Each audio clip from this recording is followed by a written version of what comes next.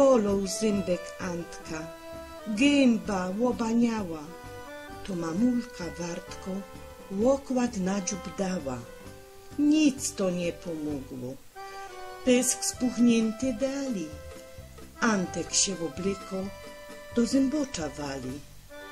Do dwierzy wlazuje, na gęba pokazuje. Godać nie poradzi, bo ten ząb mu wadzi. Doktor się podziwał i głową pokiwał, bo takiego pyska dawno już nie widział. Bierę kleszcze w ręka, a Antek już stęka. Trwało to chwileczka i nie było już zębeczka.